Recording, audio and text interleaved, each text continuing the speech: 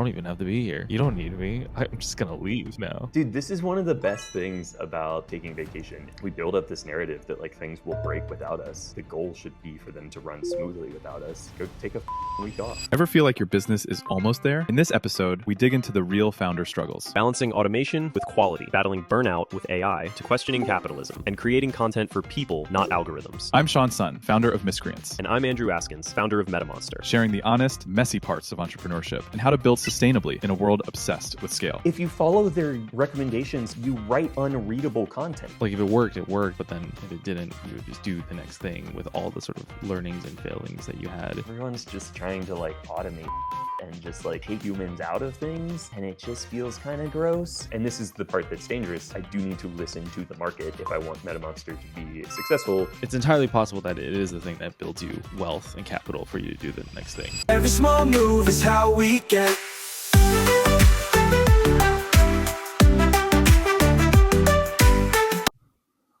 What's up? I miss you. I miss you too. It's been too long. Long time. Been long time. Well, yeah, long time. Yeah. When did we last like actually talk other than a couple of quick Slack messages? Like last year, pretty much. This I one. don't think it was that long. My brain's in 2026 already. It's cold. I look outside at like 4 o'clock. It's already dark. My three of my best friends in Atlanta and I have a group chat that we started when I moved here, and it's titled "See You in 2026," which like started as a joke because like my one friend quit his job and had a little bit of travel planned, and like I had a little bit of travel planned, and they the couple in the group chat had some travel planned, and so it was just kind of a joke. And now our friend who started the group chat, who quit his job, he is currently in Seoul, South Korea. Whoa, cool. He is actually like, we're actually not going to see him until 2026, pretty much. Sorry, did you did- say he was in Seoul, South Korea, or Seoul? Seoul. I said Seoul, South Korea. Did I don't fuck know that why up? I heard South Carolina. It's okay. We'll go back to the tape. We'll see if I Okay. was crazy or if you were crazy. Did I say South Carolina? No, I I definitely misheard you. I definitely. maybe I did. That would be wild. We'll go back. He's to the in tape, South though. Korea right now, in Seoul. Apparently it's cold. Yeah. I forget how far north it is, but You should He's- ask him how crazy things were when Korea won the League of Legends finals again. ooh, okay, we'll do. I'm kind of curious. Yeah, dude's been traveling all fucking over the place. I'm so happy for him. Nice.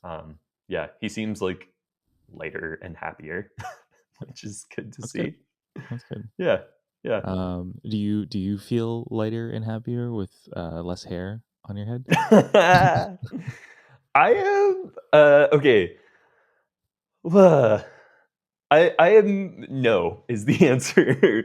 I feel like I'm a bit in a phase that I feel like I end up in every few years, where I'm like questioning and trying to rediscover my personal style, and that often starts with trying to find a haircut that I like. My typical haircut is just like the very standard white guy, like a little bit short on the sides, a little bit slicked over on top, and I know I always come back to it, and then I go, this doesn't feel like me, and then I try something else, and then I'm like, well, this also doesn't feel like me.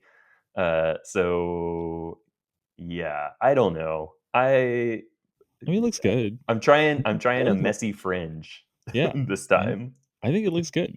I think it Thanks. looks good. You got like your oversized, like boxy drop shoulder t-shirt, the haircut, very trendy. Very trendy. I just watched a YouTube video where like 3 people roasted a guy for wearing a Uniqlo Aerism like boxy Haters. t-shirt, and I was Haters. like, "Fuck!"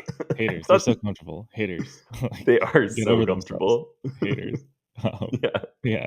Don't take me back to skinny jeans. You know, it's a terrible time. I feel like they weren't advocating for skinny, but they were also like, they were basically saying, if you're gonna go boxy, it needs to look intentional. Like you're intentionally trying to be boxy. Like if you have like one boxy thing and then one more skinny thing, it can look weird. And like fit still matters. And that like the most timeless look is something kind of in between. That's not like crazy baggy, but also not crazy skinny. But then that's also kind of boring. I don't know. I I think don't know. I think there's ways to make all of it work. It just kind of depends on silhouette and whatnot. But I like this look, by the way. I actually think this is a very nice like haircut on you, especially with the earrings. Thanks, Yeah. dude. Yeah. I appreciate that. I only got like 2 words of it because you're breaking up for me a little bit right now. Oh, really? Okay. But I'll try that again. I actually think it looks really good. I think it, yeah, especially with the earrings and whatnot. So thanks. Appreciate it. You look like 5 years younger. It's cool. I don't know if I want to look 5 years younger as part of this. I'm like, I want to own being in my 30s, and I'm. You still look like you're in your 30s. Okay. Just like. So you're saying before I looked like I was approaching 40? It's just like your late 30s. I guess that means approaching 40. I don't know. I haven't seen you in so long that my image of you is just your like 20-something-year-old profile picture in Slack at this point. So I don't know. I jumped on a call with a friend earlier today who I hadn't talked to in a long time. Uh-huh. And we hadn't had like a video call in at least 6 months, if not longer. And he was like, whoa, because I'd just gotten a haircut. He hadn't seen me with earrings. Last we talked, I had a fraction of the tattoos that I have now. He was like, whoa, you are taking this breakup seriously. I see. But cool. Yeah, so here we are. We'll see where I land on this this latest personal style exploration. Cool. What else is new with you? What other bodily things have happened to you? Sorry, I didn't catch that. Oh, what other bodily things have happened to you? Your ankle. I mean your ankle, by the way. Not like anything else. Sorry, I'm looking at the list. It's a good segue, I promise. Yeah, I fractured my ankle like 3 weeks ago now. 3.5. You and I were both leaving for trips at like the same time. We were going to be gone for 2 weeks. I was going to Mexico to do 2 weeks of immersion training and be there for Dia de los Muertos.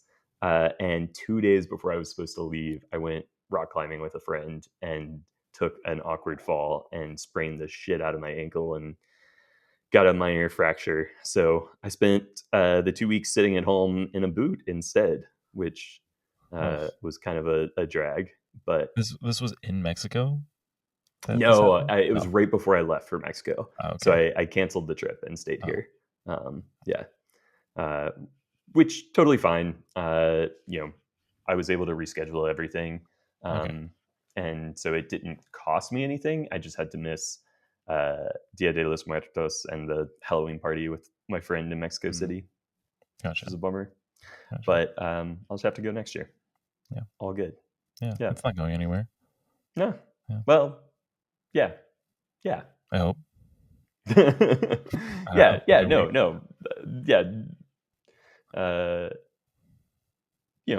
Are relations between the US and Mexico deteriorating a bit right now because US is fucking everything up? Ugh. I don't want to talk about that. It's just going to make me mad. Yeah, it's a different type of podcast. I'm just going to get angry. I've been watching a lot of Hassan Piker lately. Oh, yeah? I see. Yeah. I see. Did you see the dog shocking thing? No. Oh, that's what I was talking about last time. He's the one who's shocking his dog. What? Really? Yeah. Oh, that's sad. That's a bummer. Yeah, it's a whole thing. Oh, I don't like that. Yeah. Sorry for telling you. Bummer. Well, anyway, how was your vacation, dude? Yeah. In more positive news, I also fucked up my foot in Hawaii, but not like a lot, just because I went surfing. I went surfing a lot. Oh shit! No way. You surf? Yeah. I mean, I guess I surf now. I mean, I have surfed. I wouldn't say I surf, but did you surf before, or was this your first time? No, this was my first time. I took classes and stuff. Cool. Yeah. How was it? It was really fun. I spent a lot of my youth longboarding, and those are not transferable skills at all. It was really fun. Funny. Really I always thought longboarding kind of was the closest board sport to surfing. To be honest with you, that's what everyone says, and everyone also tells me that like it'll transfer over for snowboarding, and I just follow my ass all the time when Yeah, I I snowboard. think So I'm 100% basing this off of a like early 2000s Disney Channel movie, I but see. I think surfing and snowboarding are kind of opposites in the way you're supposed to lean and stuff. But Um, I had heard longboarding was more similar. I don't know. I'm terrible at all board sports. I surfed Gotcha. a tiny bit as a kid, but Gotcha. I was never very good I at it. mean, it was definitely it was like the getting up onto my board and standing was more difficult than the standing on the board. I think like balancing myself after I got up was really easy. That Maybe makes a lot that's of where it sense. transferred over. So Yeah, I could see that transferring, but yeah, there's no parallel to getting up on your board when yeah, you're longboarding. yeah.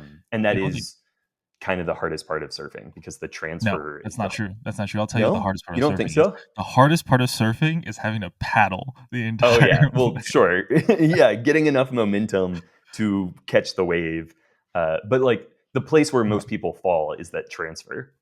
That's fair. That's fair. I didn't even mean to catch the wave. I mean paddling from the beach to to the place you go surfing was so brutal. Like I would make it halfway. I'm like, oh, well, I'm My not. dad tells this great story. My dad grew up in Myrtle Beach, and a bunch of his friends were surfers and stuff. Mhm. And there was a kid who was a surfer in his class who, had the long hair, and this was the '70s, so of course Nice, that meant everyone made fun of him. And he was like kind of skinny, but he would go out every morning and just paddle for like an hour, nice. because he was so serious about getting better at surfing. And Yeah, then like the presidential fitness day came around or whatever, and they had to do pull-ups, yeah. and like the football team all got up, these big beefy dudes, and were like slapping themselves on the back for like doing 5 pull-ups. And Mhm. then the like surfer kid they made fun of jumped up and like starts doing pull-ups, and like the PE teacher like told him to stop after like 30 Whoa. because Damn. he was just like so lean and so strong from paddling Mhm. every day that he just showed all these dumb jocks up, which I fucking That's love. awesome. That's awesome. Such a like speaking of Disney Channel, it sounds like a Disney Channel. Yeah, it really does. It really does. It sounds like a See. Mr. Miyagi of surfing. It's like, when am I gonna start surfing? It's like, no, you have to paddle on, paddle off. um, Hawaii was really fun. Sick. Hawaii's really fun. I think growing up, I like friends of mine. Like if we went to get sushi together, they would be like, "Oh, the sushi isn't fresh" or whatever. And I always just thought they were pretentious assholes. And then Yeah. now that I've had like fresh like fish in Hawaii, now the last time I went to get sushi this week, I was like, "Oh, I get it now. I'm the pretentious asshole." um but it was really fun. What else did we do? Um, I mean, I don't know. We just walked around. We stood on Honolulu. We just mostly were on Honolulu. Um, checked out a bunch of things. Had traditional Hawaiian food as well. That was interesting. I don't know if have you been to Hawaii? No, no, I've Okay, never been. okay. For whatever reason, it's obviously a beautiful place, but it's never been super high on my list. Hmm.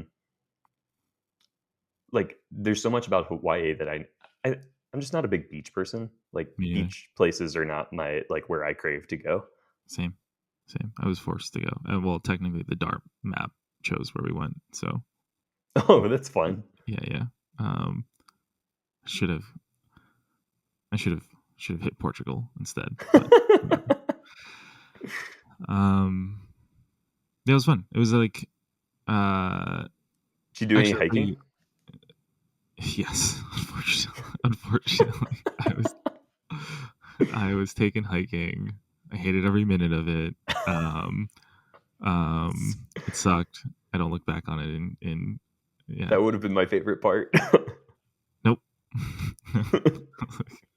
It wasn't even crowded or anything. It was just like I'm gonna make you go backpacking with me one day. That that's would be so much fun. Make you sleep on the ground with me. if Metamonster hits a certain amount of revenue, How much? 8 million ARR. Jesus Christ. That buys me, I think, 10 years of runway to not go backpacking. Because I just saw on Rob's podcast, like Missive hit 8 million after 10 years. Mhm. So Yeah, Okay. make it So this happen. is you buying yourself 10 years. Got Yeah, it. exactly. So, Cool. So you went surfing, which you liked. You went hiking, which you hated. You ate a bunch of fresh fish, which you yes. liked. Yes, but I Yeah. think I think there were two really positive things out of that trip. One, I actually took a vacation. Yeah. Proud of you. Or at least most of the vacation. Like Of course. PTO is Yeah, that's part-time. true. I did yell at you for responding to my Slack message while you were in Hawaii. Yeah. But I had like actual vacation days unlike last year, which was nice. So I came back at least feeling a little bit more energized. And the really cool thing is coming back to stand up was like watching everyone like take ownership of certain clients and calls Yeah.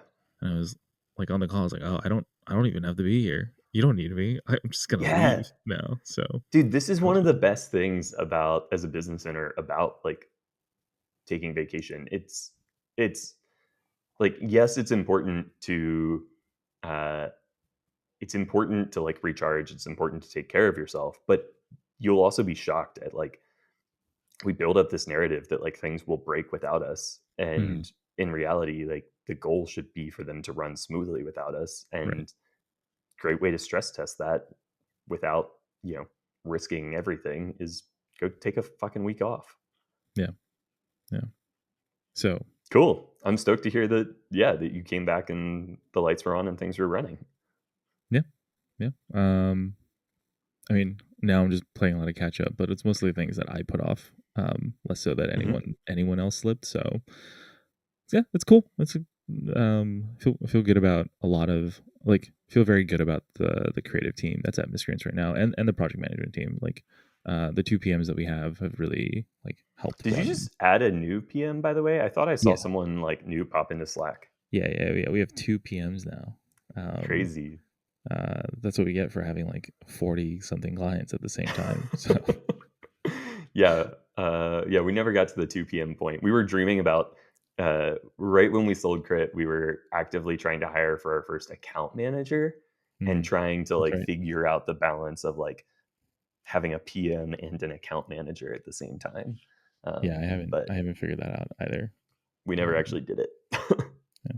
We're still trying to figure it out. I still don't know like how it's all going to work, but we'll see. 2026 I think will look pretty interesting. While I've been gone, what have you been? How's Metamonster? What are you up to?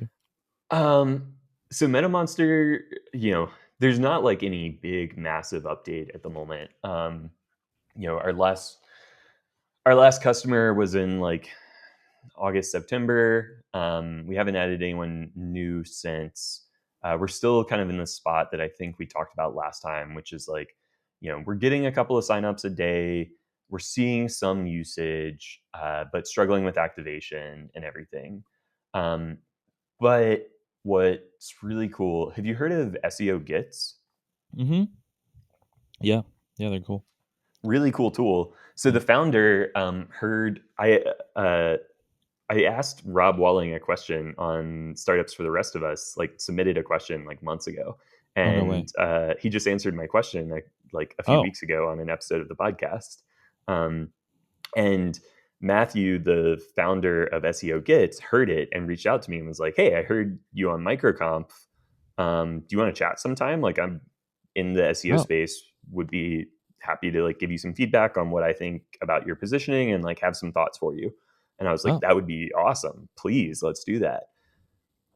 Sean, he spent 2 hours on the phone with me going over like our homepage in detail, saying like, this is where I think you're misunderstood. Like, this doesn't mean what you think it means. This doesn't make sense to me as an SEO. I don't understand why you're comparing yourself to this tool. I think this section is redundant. And then he was like, all right, cool. Like that was like the first hour. And I was like asking him a bunch of questions. We were chatting, talking. Yeah. And then he was like, okay, I figured if you want, I can just sign up for Metamonster right now. And like, wow, you can watch and we can talk about it. And I was like, wow. yes, please. And the outcome of that was like nothing shocking. It was like, he got in and he was like, okay, this sucks. I'm sitting here waiting for a crawl. And if I can't do anything in 20 seconds, like sorry, I'm gonna dip. And it's like, yeah, we Mhm. duh. And then like once he got into the table, he's like, okay, what do I do first? Like, okay, I'm gonna come over here and like, oh man, this is overwhelming. It was like all stuff that we kind of knew, but just hearing it from somebody was like so clarifying. Yeah. And Austin and I had been debating a lot of this stuff around like, do we need like workflows and like summaries and recommendations? And some of the ideas he had for how to solve this were like way simpler than any of the stuff that we were talking about trying to build. It was basically like, okay, you need like to let the crawl happen in the background and get Mhm. people into running a prompt faster. And then you need to just give people 3 prompts and be like, pick from one of these. Just Mhm. go. Yeah. He's also been pushing us to like not call them prompts, and I do want to come up with a better name. Like more and more, I'm like, I think we can push the AI shit to the background um, and like just talk more about like doing things for people and less about prompting. Mhm. Um, I think we'll still like people are searching for prompts, and so I don't want to like completely remove all of that language. Our prompts library on our website is getting good organic traffic. Mhm. Our organic traffic doubled overnight when I published that prompt Nice. library. I mean, it's 200 clicks a month. It's nothing crazy, but it still is like more than it was. Um, and so I got to figure out like the language and the naming and some of these pieces. But yeah, like it, like a bunch of things clicked into place for like, and it was like, oh, we're not as far as I thought we were to away from making this simpler, Yeah. and just like clarifying some things. And so I think what the experience will start to look like is you'll come in, you'll input a URL. Eventually, you'll sign in with Search Console, and we'll just like import data and like start the crawl in the background.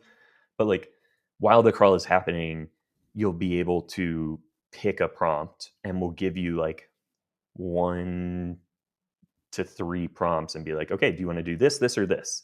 And then you'll be able to click one of those, and then we'll say, okay, what do you want to do next? And let you kind of stack prompts. And so you can kind of like work towards something.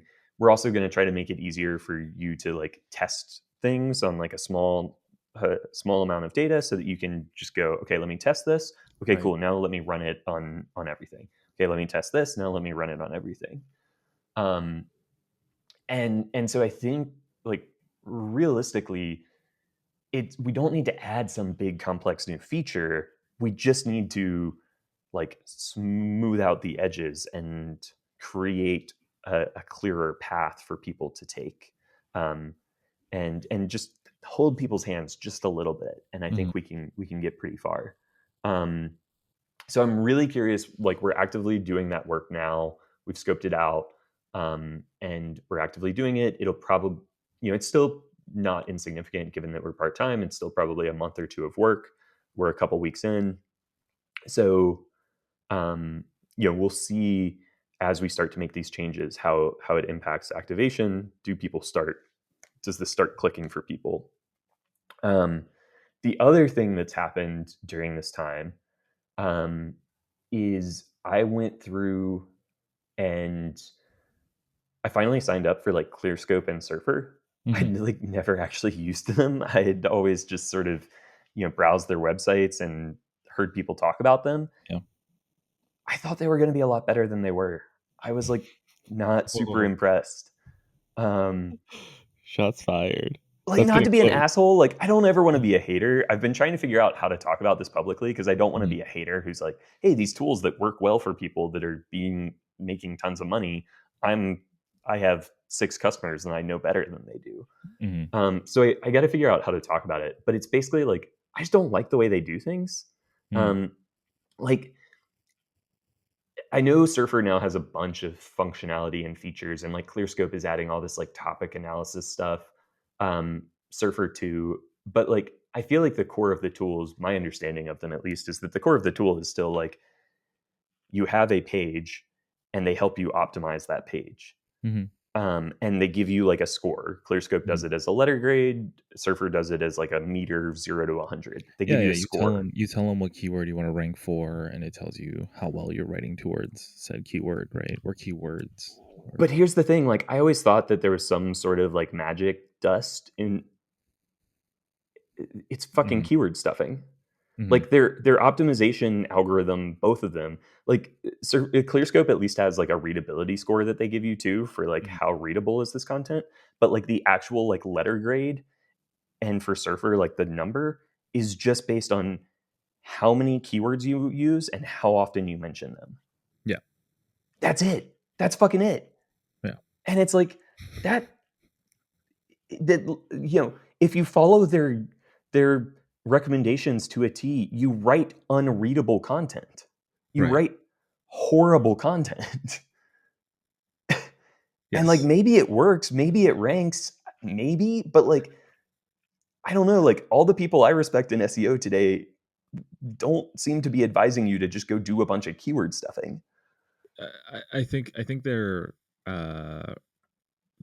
they were built on a strategy that worked really well for a very long time, and like, you know, help people win on Google, and that's why we have so many affiliate sites and so many like how-to sites and whatever, or recipe sites and whatever, and like, you know, it like I think it powered a content goblin industry for a very long time. But yeah, I mean that's actually why like I love SEO gets, like they're super cool, like top.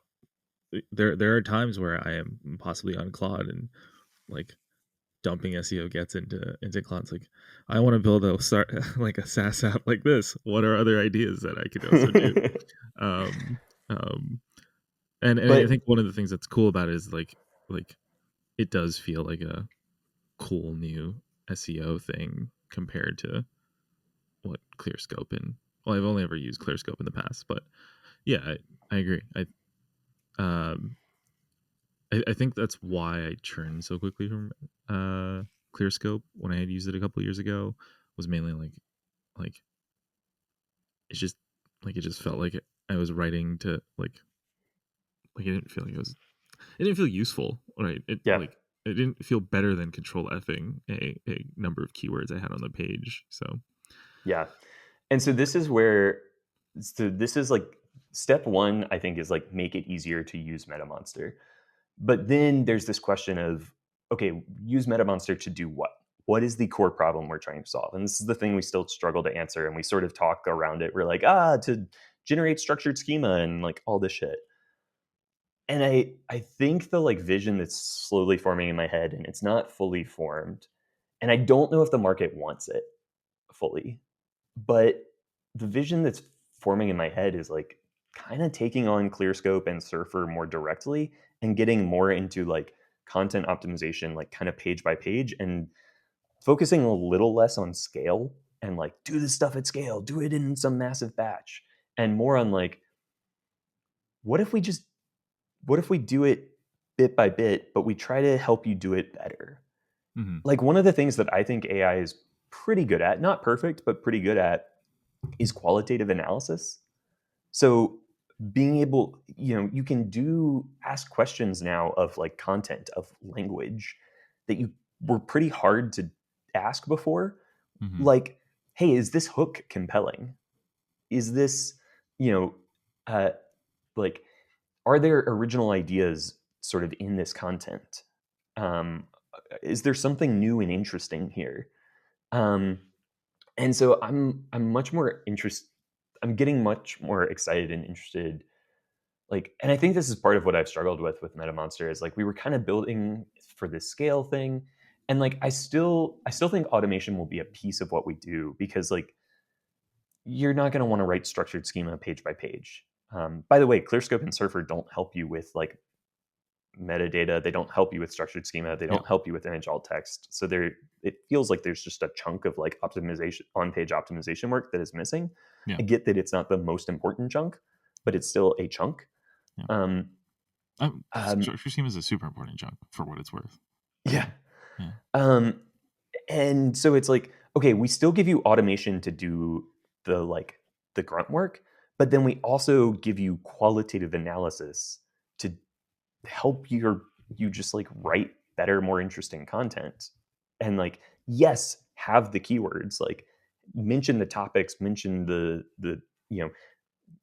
use query fan out kind of ideas to be like, all right, let's make sure this is comprehensive and we've thought about all the different angles we can approach this from. And that we're like using the sort of language that people are going to be using in searches in our post. Like, yes, that's a piece of it. But the piece that felt like it was missing is like, where's the thing that tells me like if this is a good piece of content? Like, I don't want, like, maybe I'm leaving something on the table, but I don't want my content to be stuffed with keywords. I would rather it like show me that I've got like my basics covered, that I've got like, I'm using my primary topic in the H1. I'm using it throughout the page a handful of times. I'm referencing other topics and covering the content's thorough and like, I'm covering the topic well. And then like help me understand like, all right, does this read well? Like, is this Right. engaging? Right. And so I think that I kind of want to take the approach of like, help people get more out of their content through a little bit of automation and some like qualitative analysis. And I got to figure out better language than that. Qualitative analysis, I don't think is going to resonate with people.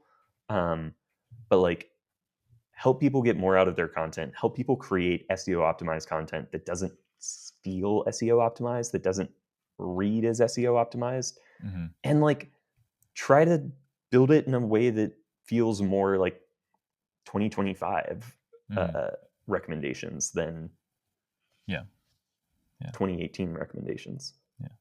I mean, honestly, I think because of 2018 recommendations, it's why a lot of those affiliate sites got clapped in the great Google reckoning a year back. So yeah, I mean, I like the vision, I like the direction.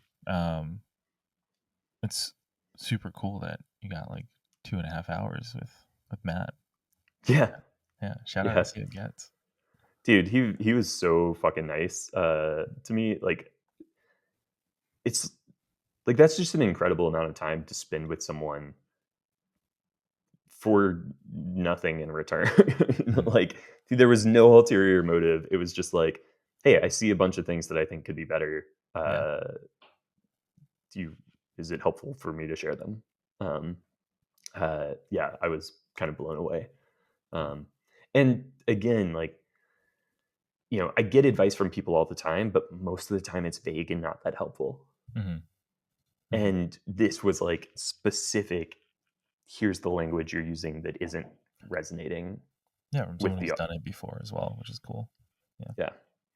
Cool. So, that's kind of the vision, is like, make this easier, make it a little bit more opinionated, and then figure out how to communicate that like Metamonster helps you get more out of your content with a combination of like automation and like editing. What do you call that? I don't know. How would you communicate this? How would you message this vision? Not put you on the spot, SEO make content. You do my work for me. Not shitty SEO content.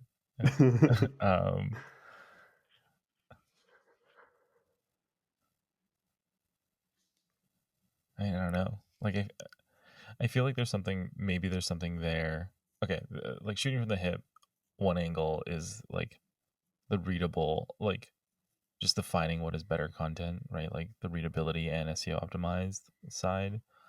So maybe there's something there. Like maybe there's something with like going into like this idea of like iteratively or improving. There's maybe something about like continuous improvement, which is like one thing that I'm sure some SEOs go back and revisit content, but for the most part, my experience of having like SEO writers and whatever, it's like it's one and done and you move on to the next thing and you don't really revisit the old content to like make it better. You just like the what I hear often as like the general principle is that 20% of your content makes up for 80% of the traffic. But like it just sounds like there's 80% of potential content that can be improved to generate more content, you know? It doesn't have to yeah. So maybe there's something there. I don't know. I didn't get 2.5 hours with like an SEO king. Um, Yeah, yeah. there's something like get more out of your existing content, like optimize the content you already have, create SEO optimized content that doesn't feel optimized. Yeah. And like content optimization for today's search landscape. Like that last one sounds like what everyone's fucking saying right now, which is like optimize for Google AI and beyond. Like I literally I pulled headlines from a bunch of SEO tools the other day. It's fucking hilarious to scroll through these. It's like they're not loading right now, but they are all the fucking same. I think it's because like they all use the word optimize and it means nothing.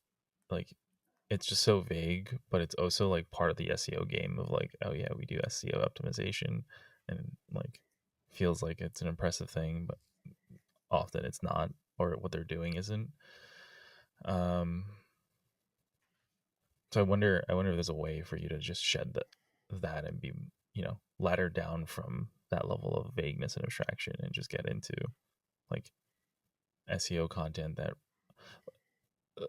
like what doesn't work is like SEO content that is readable, because I feel like that, or like reads like SEO content for humans or something, because I feel like that's just as like we have a better AI content writer. Yeah,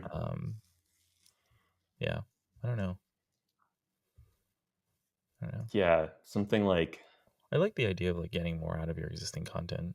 I feel like there's like like something there, right?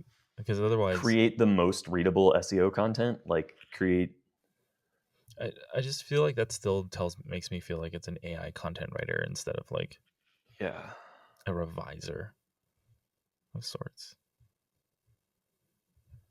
Yeah. Edit your SEO content to be more readable. Edit your SEO content like it's 2025. That's more of like an ad copy than it is anything else.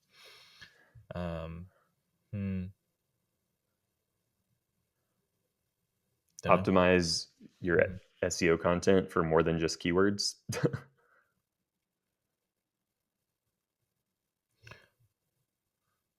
I mean, I feel like there's something there.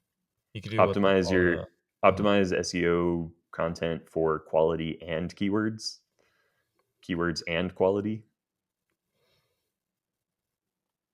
By the way, one other like little signal here that I'm possibly reading too much into, but that I think is interesting, are most clicked on.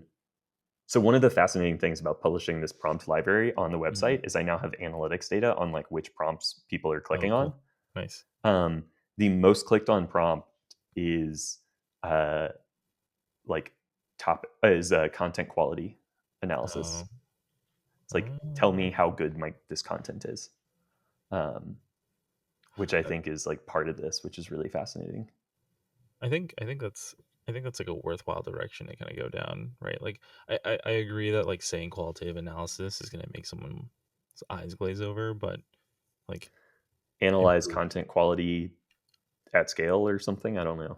Improve content quality, refine content quality, refine your content to be more quality. Quality plus plus.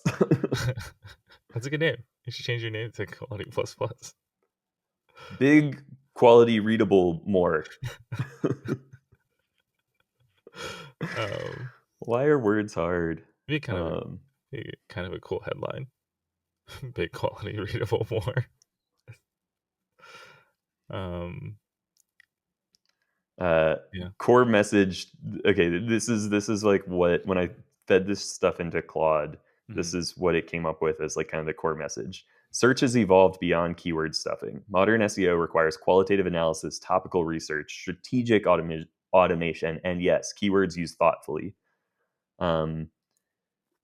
Your positioning as the tool that balances SEO science with content quality, where competitors optimize for algorithms at the expense of readers. Stop optimizing for algorithms at the expense of readers. I think my only question of like, does that speak to like SEOs?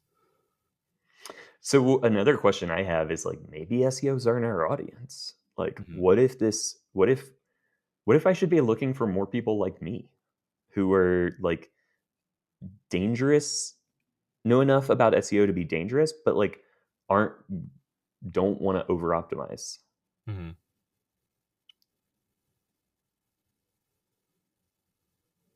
Yeah, I mean, I think the question is like, which role is that has the budget to pay for the tool? I guess like the question is like, are you then optimizing? So like, the persona that comes to mind is like the Seth Godins of the world, right? Like bloggers. When you say people, Yeah, I thought like head of content marketing or something like that. Head of content. yeah. I don't know. I don't know if this is like viable. If Yeah. Don't know.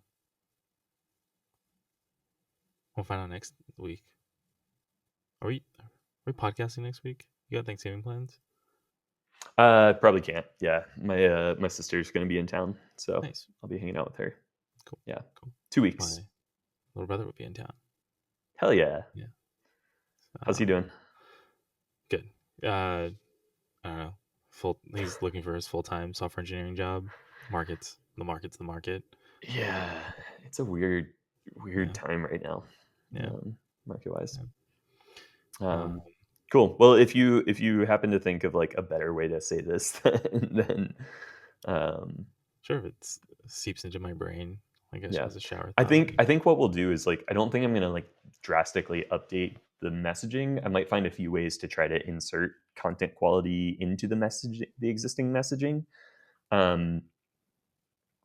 Just like try to start figuring out how to sprinkle it in, like some of this content quality stuff, and then make sure content quality is like a part of the prompts that we offer to people when they, the sort of featured prompts that we encourage people to run, and then see if people use them and get feedback on if they like them and all that.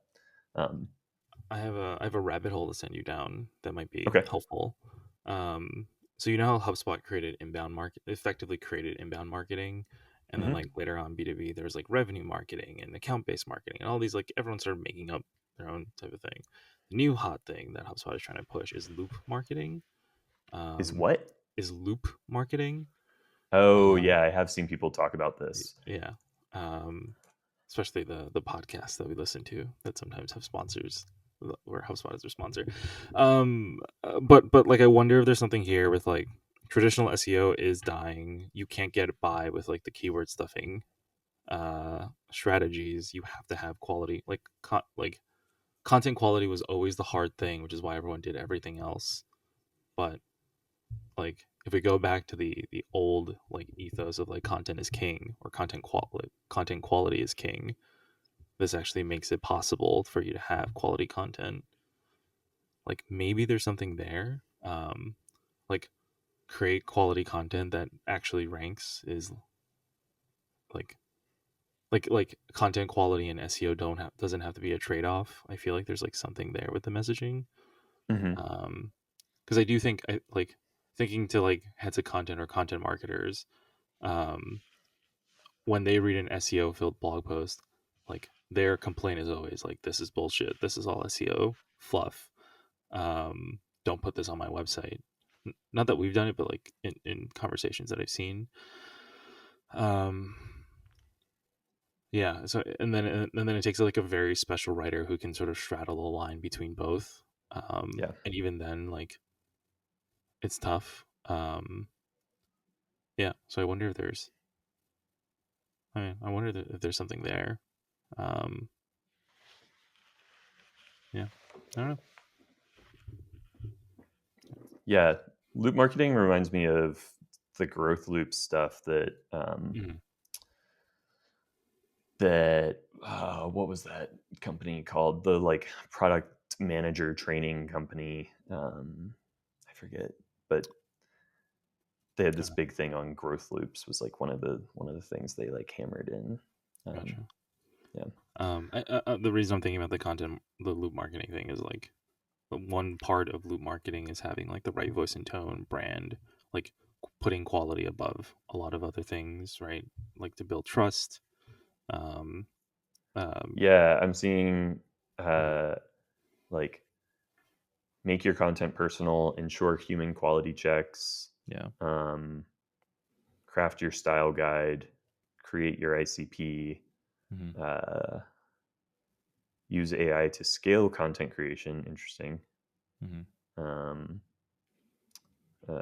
build your content strategy, evolve your strategy. And there is this idea of like, yeah, like create it, tailor it, repurpose it, improve it. Yeah. Interesting. I'll dig into this a little bit. Cool. Yeah, I mean, step one is like, let's just make the thing easier to use and then see what if people start using it, and if they do, what they use it for. Yeah. If it decreases some but- of your bounce rate. Yeah, but I think we will try to make like a content analysis Cool. part of this, and we may start building in more of a like building the document view in you know, instead of going workflows and scale and automation, we might go a little bit more document page by page. Nice. Cool. You Possibly. can build some editing in there and then have it published with Webflow. Accidentally filled margins. That's okay. You could do it. Go do it. I'm clearly making zero progress on it. So if you wanna be on the hook for the bugs, that's totally fine for me. Yeah. What else did we have on our list? Do you want to talk about the darker side of all this, getting burnt out on AI? Do you want to talk about trendy design stuff? Do you want to talk about RSA submissions? I'll start. We'll go backwards. Let's just see how much we cover in the time we have. But I mean, RSA submissions is quick. I've spent all of my last week doing RSA submissions and like helping people write their pitches and stuff and like editing videos. Any I guess you probably can't talk about it, but in specifics, but any like particularly interesting pitches or like trends or angles? Like, is it all just how to use AI to do security? Yes. Dude, fucking every talk at Brighton was just like AI. So we're working with a client. I can't talk about what their solution is, but it's like the first client in a long time who's coming to us without like an AI tool. Love it. And the breath of fresh air. Yeah, they're like hardcore math geeks. Like there are clients with AI tools that I believe in and I see them work and it's good. Oh, for sure. Like the tech. Yeah. This is turning into us talking about being burnt out on AI, isn't it? Yeah. Well, that's what I'm saying. We're going to go backwards. We're transitioning into that. I'm just sick of it. Yeah. Yeah, I don't know. Go off. Tell me. Let's just get into it. I don't know, man. I think I think what's trending across a lot of our client base is actually exactly what you said.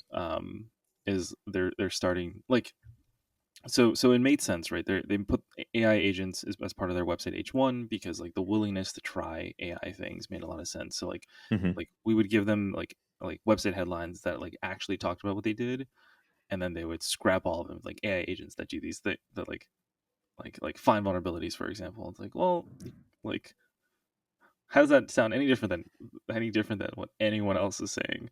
So now it's gone full circle where they're like I feel like you were right in the beginning. We should have been more specific about actually the clients that we serve and the actual like types of infrastructure and whatever. But and that we're starting to see that across the board a lot of times. Like folks are saying like, oh, like there's like two sides to it. Uh, on the product side, we definitely have people saying like, oh, like it should feel more AI native.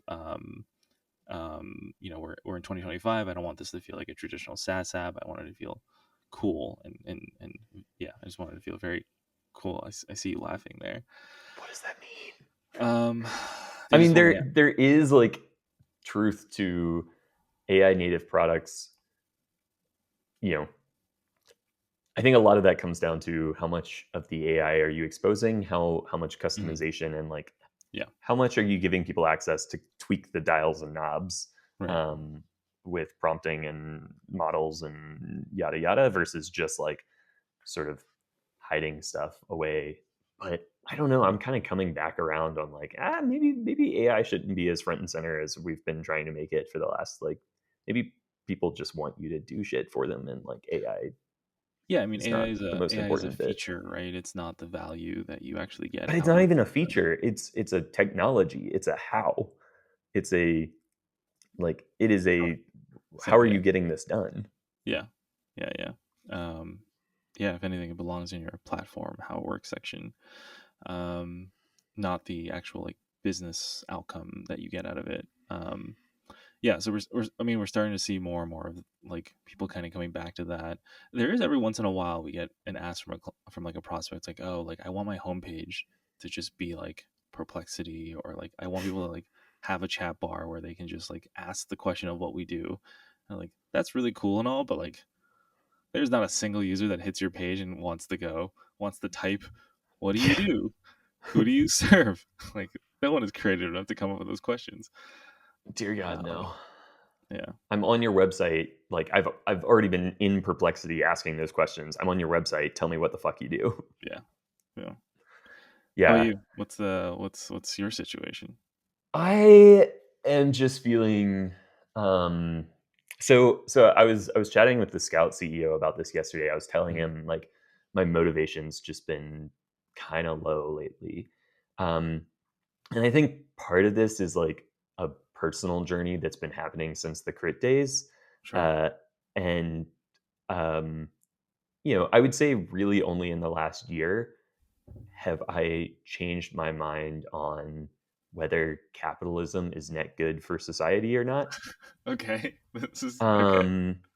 I would consider myself a pretty firm socialist at a minimum, like a democratic socialist these days, getting deeper and deeper. If not evidenced by the fact that I've been watching Hassan Piker videos lately. I'm just like less and less convinced that capitalism is good for the world.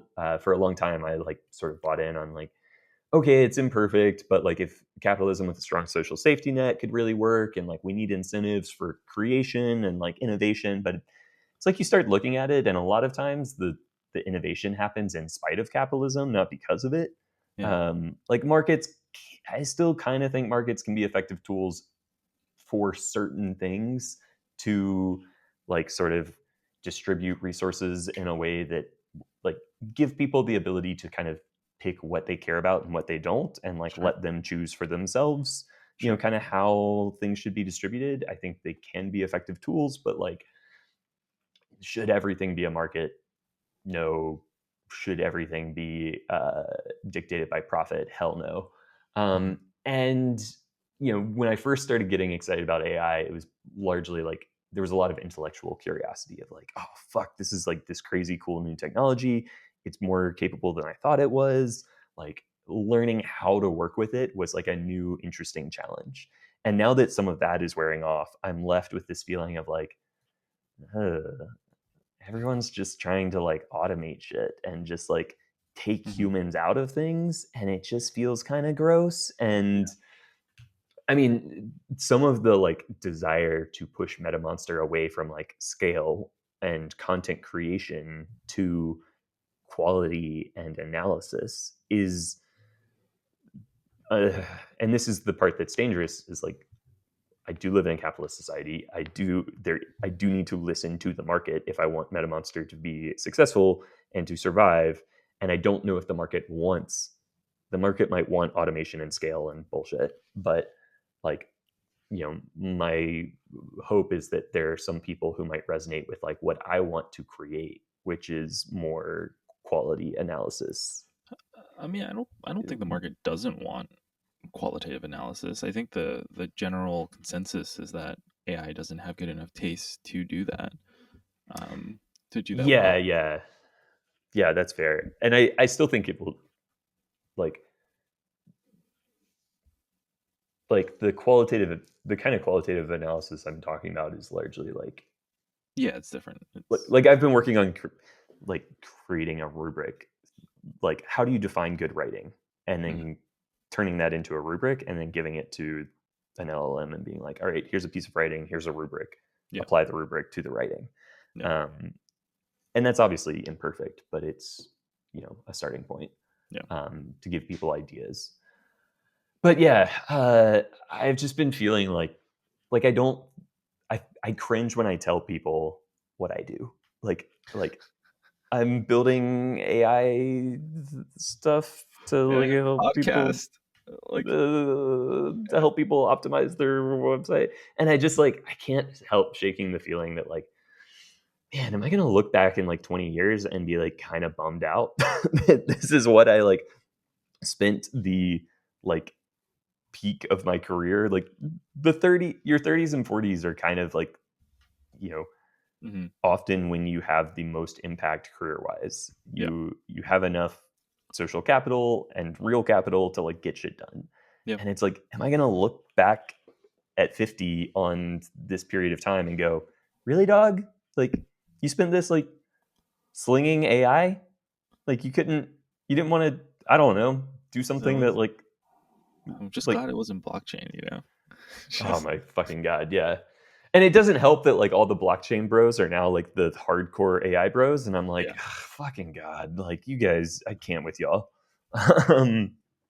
And so I'm just like, I was talking to the Scout CEO yesterday, and he has this framework or saying that he refers to for like motivation and career satisfaction. He talks about the three elements you need are compensation. Do you make enough money to not have to stress about money? Contribution. Do you feel like your work is having an impact, that it's positive, that you're not doing something soul-sucking? And then control. Like, do you have autonomy and control over your life and the ability to like explore and try things? And what's a new spin on like ikigai? Yeah. As he was talking, I was like, oh, this is ikigai. And so I just the contribution you tell piece. Me you're gonna switch to doing the ATS that you've always wanted to do. I've been thinking less about the ATS and more about the therapy project. Okay, fine, fair enough. That either one. Yeah. And I'm not switching anything right away. I'm not going to make any rash decisions. It took us a fucking long time to get to where we are with Metamonster. Like throwing all that away and like just trying to do something else because I'm bored is not something I want to do.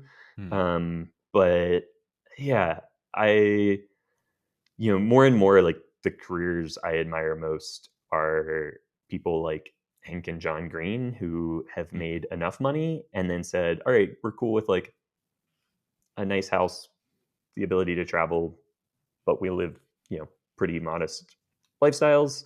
And we're going to devote the rest of our the rest of our like earning towards projects that we think make the world better. Yeah, I mean, they are also millionaires. Just saying. Like, Yeah. They're both like, but they're, yeah, that's totally fair. Like they're upper class for sure. But one lives in fucking Bozeman, Montana, and one lives in Indianapolis, and they're not living in like mega mansions. They're just True. and Yeah. they make their money from their books, and then their like personal money from their books, and then like everything else goes towards like these partners in health or complexity. Yeah, 100%. Wow, midlife crisis. I like it. Yeah. My therapist said the same thing. He's like, all right, going through a midlife crisis at 32. Am I 32? I think I'm 32. Who's counting? And I was like, dude, I think I go through one of these every 3 years, 3 to 5 years. And he was like, yeah, fair. He's like, I know, I've been there. Yeah, I've been here for all of them in the last however many years. 7 years? Yeah. Well, you've been with your therapist for 7 years? Since 2018. Yeah. That's crazy. Yeah. Congrats. He's technically not my therapist. If anyone's listening to this, he's my business coach. Right. Because, yeah. Right. Yeah. Your business coach. You've been with your coach. Nice. I should get a coach. Highly recommend it. But yeah, so I'm struggling with that contribution piece. And, you don't necessarily, plenty of people choose not to get that from their work. They say, all right, I'm going to separate compensation and contribution. I'm going to do my work, earn my compensation. Yeah. And then I'm going to, focus on contribution elsewhere. And so it's possible, like, in Detroit, I had the robotics team, which was like kind of my personal contribution. And so it's possible that some of this is just like, now that is missing, then I feel like I'm spending my extra time on Metamonster, which is, more compensation than contribution. Yeah. And when I was at Crit, I got the contribution from, hiring people and supporting them in their careers and trying to see them grow. Like that was where my feeling of contribution came from. Yeah. And I'm not a manager. I don't have a team right now. And so you could, you come work at Michigan's, maybe a full-time job. Right. Maybe. I'm not ruling anything out, but yeah, I think the next month or two, I think, are going to be a lot of contemplation for me and trying to puzzle through this. Yeah. Good luck. Thanks. Yeah. Yeah. By the way, I wrote a blog post for the first time in like 6 months. Nice. 6-7 months, as again a little piece of like exploration and trying to get at that, like when have I felt like that feeling of contribution, and like sometimes it has come from writing. So I finally wrote my how to get fired blog post. Nice. Yeah. Nice. And I think it is, I'm really proud of it. I think it is the piece that I wanted to write when I got fired 2 or 3 years ago, but couldn't write at the time because I had too much resentment and was like too angry. And now that there's been some time that's passed, I think I was able to write, like, say what I wanted to say more, which is like, I don't make it about the company that fired me at all. It's not about gray noise. It's about like the feelings and trying to tell people like, it was never going to be when you were telling me about the post. Anyway, yeah. So. Well, I had a rough draft that was pretty specific about like what went wrong, and like, because I was trying to sort of blend two things. One was like reflecting on the experience and trying to figure out like what personal lessons to take away, and that like was a lot about like what happened. And I realized like that doesn't need to be a blog post. That can be a journal entry. Yeah. And then the blog post I wanted to write was like the feelings and the overarching message of like, hey, this is normal. Yeah. You know, failure is normal. It's okay. I don't believe that, but yeah. Sorry, I'm kidding. I agree. 100%. Yeah, I think I mean, I think there is a part of it that might be the like not having the robotics team to kind of support, and but I also feel like as someone who like is starting a new business and like doing that is so core to who you are, and you're in this position where you have the ability to choose, not like, and then not choosing something that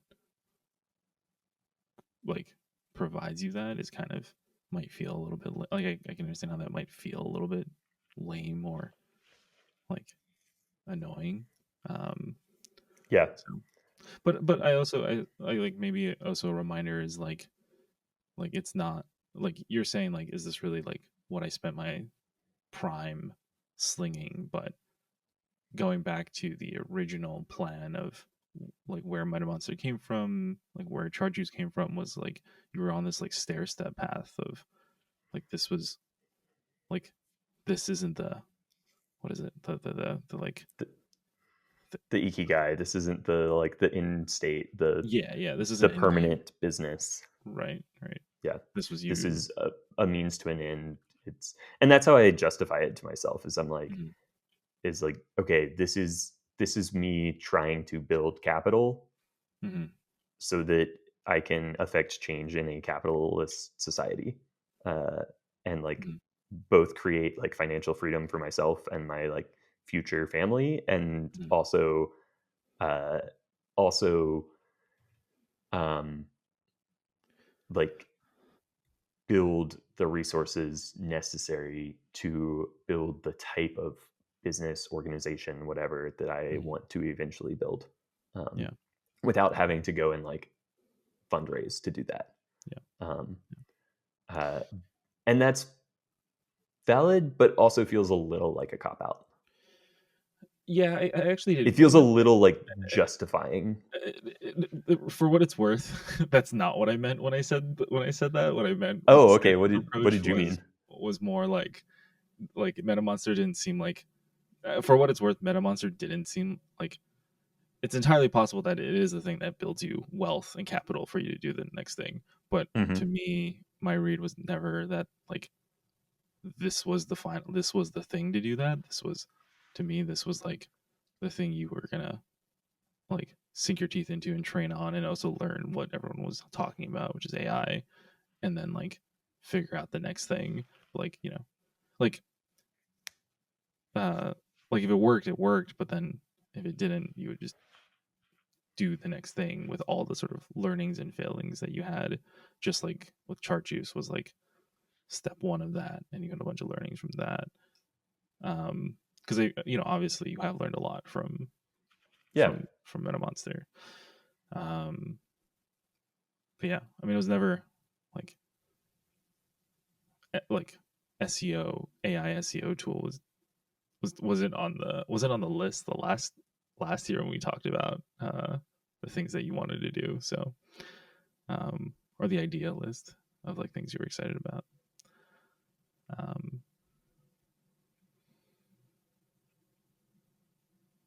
Yeah, I don't know if that's helpful or that makes it worse. So No, it's all just data points. Yeah, all just data points. mhm. I got to do some reflecting, Yeah. thinking. Listen, I've realized I have only one passion in life, and it's Magic the Gathering. And Magic the Gathering is so fucking expensive that I just need to have a job that pays me enough. Like there's a format where the decks are like $5,000 and Oh my more. god. Yeah, I don't. That's not. I don't play that. I play the Paupers format, which is decks are $10 or less. Super fun. Don't need to spend $5,000, but still, what the fuck, Did you watch the episode that Jetlag did, the Magic the Gathering like I did see that. That's what I was going to ask you. sponsored episode? Did it make you Yeah. want to play Magic the Gathering? No, I was like, I Uh-huh. was actually I thought it was an interesting attempt, Okay, I and kinda hated it, by I the way. didn't. Oh, it wasn't good. Yeah. It wasn't good at all. Like it was totally missing all the drama and Yeah. like tension Yeah. that, because it was just like, let's run to get these resources, and like then we come back and there's a little bit of tension when they play like a round of the game, and then Yeah. they like disappear.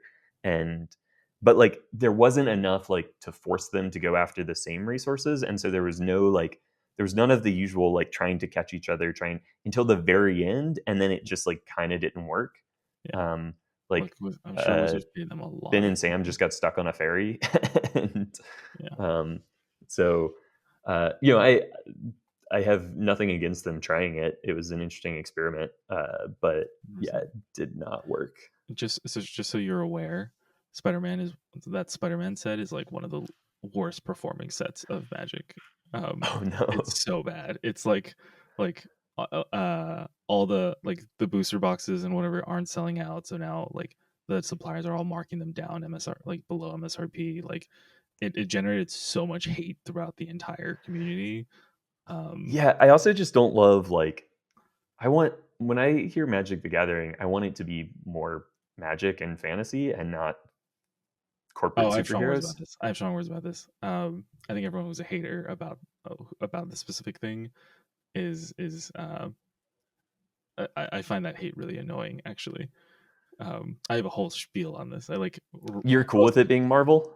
yeah, 100%, 100%. I think like I think it's a lot of I think the hate comes from a lot of gatekeeping, and it's Okay, really fair. annoying to see that. Like if you want to keep the game alive, you need fresh blood in the game, and there's like I think it is a fair thing to say that the Spider-Man set was not well designed and Hmm. rushed, because it absolutely was.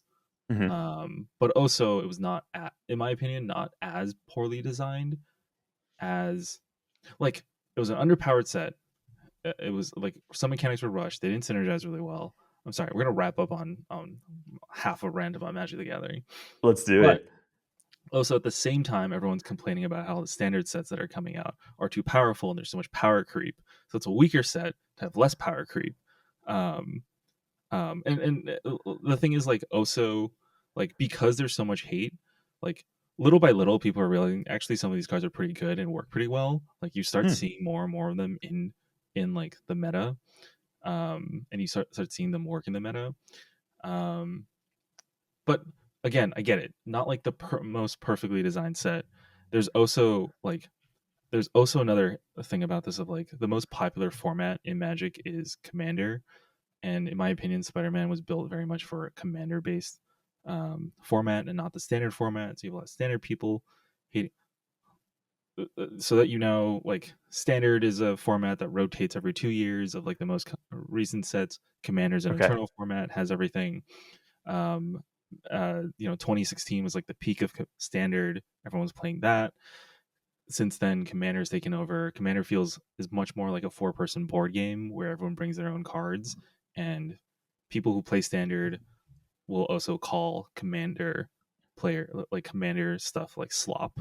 So there's a lot of hate from Ah, Standard to Commander, which is really gatekeepy in its own way. yeah, And yeah, I don't like that. in its own way. But now Commander and Standard people like also say that like the Spider-Man stuff is slop, but also like it feels like it was very much designed for you to play Commander with. Um anyway, I think there's a lot of hate that overshadows it. I think you like the thing is like yes, I understand that Magic has its own lore, but also since the beginning, in my opinion, Magic has never been a pure like medieval fantasy dragons thing. It has Hmm. always like reached Yeah. out to other pieces of culture, like before Spider-Man and Final Fantasy and all this stuff. Like they borrowed from like they had a thing called Portal, which borrowed from other sort of stories and stuff and brought them into Magic. And like people like those cards, and like Hmm. anyway, Cool. I think there's hate for something that doesn't deserve that hate.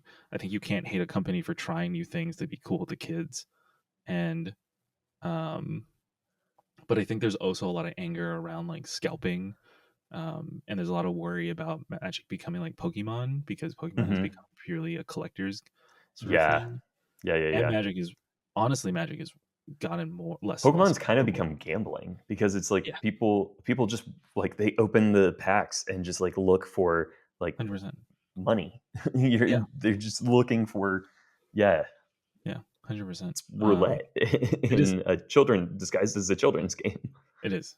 I was at GameStop and I watched like a mom buy like her kid like $100 card. It's like, what the hell is that kid gonna do with $100 like fucking card? Like, you've taken all the fun out of this and made it purely financial. Anyway,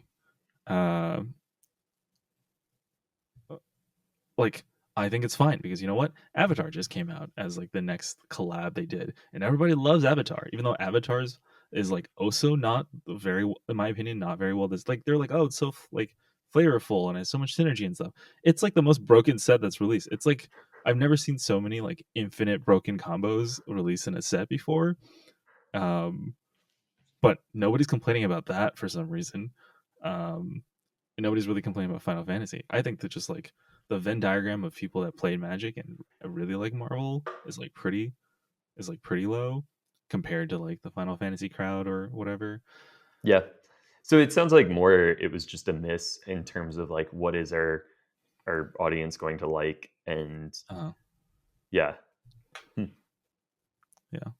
Fascinating. Cool. I just learned a lot. Go off. Yeah. Love it. Fuck gatekeeping.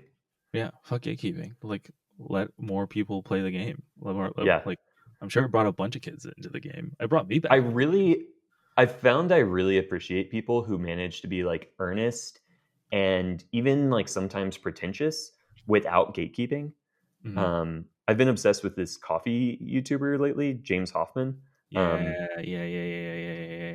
And he's the perfect example of this. He is pretentious, undoubtedly. Like he is obsessive about coffee and like loves high-end coffee and stuff, but he is not gatekeepy at all. He's like what you like. If you like something different than me, that's great. If you like, here's like how to get into this cheaply, and like that's totally fine. If you can't afford this, you don't need this. You can enjoy good coffee without this. And yeah, I really appreciate people who manage, because it's so easy when you become obsessive about something to slip into gatekeeping. So it's really cool when people manage to like have that passion and everything without gatekeeping.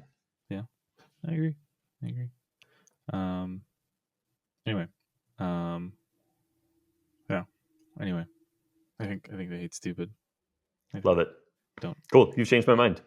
All right. Cool. I'm pro Spider-Man cards. I'm still anti that jet lag episode. It was bad. Oh, but... me too. I think that jet lag episode was terrible. I think it was awful. It was like I don't blame them for trying, but it just didn't work. Yeah. Which is a bummer. Yeah. Hey, they're not all going to be hits. Yeah. Most of them are. Well, a good amount of them are. It's really, they've really just one. Really just that single one. It's the first time. It was kind of shocking. I still watched it. Yeah, me too. I'll still give them a chance. I'll still watch the next hide and seek. Oh, sure. Yeah. The All Stars, the Europe All Stars was super fun. And I was like, huh? Was that the most recent one? Yeah. Have you watched it yet? No, not yet. Okay. I won't spoil. I was about to spoil. It might be all Magic the Gathering at the moment. I was about to majorly spoil it for you, so I'm glad you stopped me. Cool, man. It was so good to catch up. I gotta bounce. Good to see you. All right, I'll see you later. Bye. Bye, dude.